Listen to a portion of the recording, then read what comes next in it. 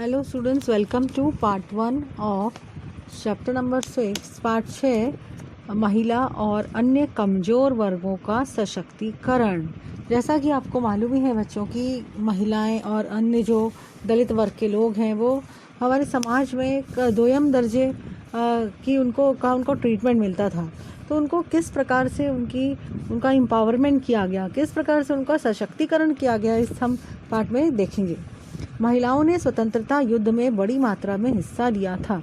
उसके भी पहले हम देखेंगे कि आदिकाल में और उसके बाद वैदिक काल में महिलाओं का बहुत अच्छा स्थान था हमारे देश में, लेकिन मध्यकाल में आते आते उनकी स्थिति थोड़ी इतनी अच्छी नहीं रह गई। फिर हम स्वतंत्रता काल में देखेंगे तो महिलाओं ने जो स्वतंत्रता युद्ध हुआ था हमारे देश की स्वतंत्रता के लिए, उसमें बहुत बढ़ चढ़कर हिस्सा लिया था। और उसके बाद के जो समय में भी स्त्रियों का योगदान हर क्षेत्र में बहुत ही उल्लेखनीय रहा है।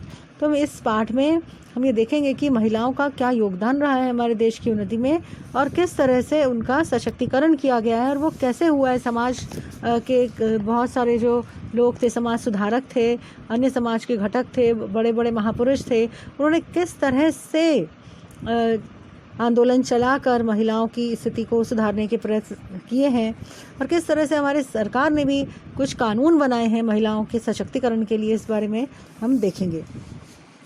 और स्त्रियों का अनुपात जो था हम देखेंगे इसमें जनगणना जो हुई थी सबसे पहले 1951 में हुई थी। उसमें स्त्रियों का अनुपात जैसे 1000 पुरुषों के ऊपर 946 स्त्रियां थी।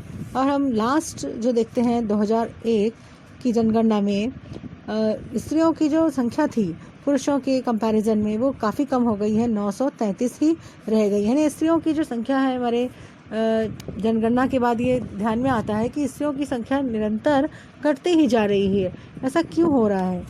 भारतीय स्थितियों की जो स्त्रियों की जो परिस्थिति है तो उसका जब हम अध्ययन करते हैं तो हमका ध्यान में आता है कि उनकी कई समस्याओं की जड़ जो है वो पुरुषों की मानसिकता में छिपी हुई है। स्त्रियों की बहुत सारी जो प्रॉब्लम्स हैं बच्चों हमारे देश में, वो उसके लिए बहुत हद तक पुरुषों की जो मानसिकता है, वे ऑफ थिंकिंग है, वो उसके लिए रिस्पॉन्सिबल है। आज हम 21वीं शताब्दी में आ चुके हैं, फिर भी पुरुषों की इस मानसिकता से मुक्त नहीं हो सके हैं। महात्मा गांधी जी के सिद्धांत पर विश्वास कर विनोबा भावे जी ने भूदान आंदोलन प्रारंभ किया था। तो इस आंदोलन में उन्होंने स्त्री शक्ति का उपयोग करवा लिया। स्त्री स्वयं सेविकाएं भूदान का विचार लेकर संपूर्ण भारत में पहुंची। तो महात्मा गांधी जी का ऐसा कहना था कि महिलाएं भी सशक्त हैं, वो भी बहुत कुछ कर सकती हैं, बहुत सारी जिम्मेदारियां अपने कंधे पर उठा सकती हैं। तो इसी से प्रभावित हो गए थे विनोबा भावे। उन्होंने भूदान आंदोलन, जो भूदान आंदोलन था कि जिनके पास बहुत सारी ज़मीन थी, उनको ऐसा प्रेरित किया गया कि वो अपनी ज़मीन का दान कर दें, इन्हें भूदान।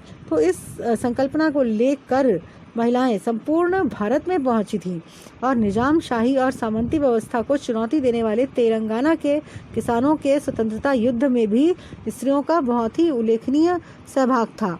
और यह क्षेत्र बेगार मुक्त होने के कारण ही स्त्रियों को इस संकट से मुक्ति मिली।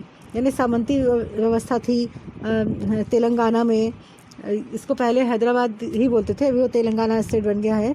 उसमें निजाम शाही में और सामंती व्यवस्था में तो उस समय किसानों ने अपनी स्वतंत्रता के लिए, कुछ हक के लिए जो युद्ध किया, उसमें भी स्त्रियों ने बहुत बढ़ चढ़कर हिस्सा लिया।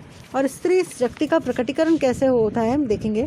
जीवनावश्यक वस्तुओं की कमी और महंगाई का सामना सबसे अधिक स्त्रियों को करना पड़ता है। जब भी ये जो डेली नीड्स की चीज़ें हैं, जो हमारे डे टू डे यूज़ में आती हैं चीज़ें, जब वो कम हो जाती हैं या उनकी जो रेट है उनका बहुत ज़्यादा बढ़ जाता है, बहुत ज़्यादा महंगाई बढ़ जाती है, तो सबसे ज़्यादा जो प्रॉब्लम होती है वो स्त्रियों को ही होती है, क्योंकि उनको ही घर चलाना पड़ता है, उनका पूरा बजट बिगड़ जाता है।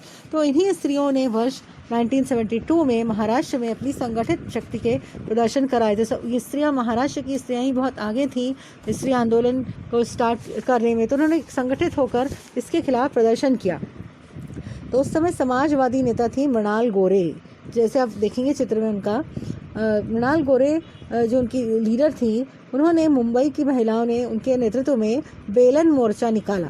अब बेलन जो है सभी को पता है कि रसोई घर में कितनी उपयोगी वस्तु है, तो वो बेलन एक तरीके का प्रतीक था, सिंबल था स्त्री शक्ति का।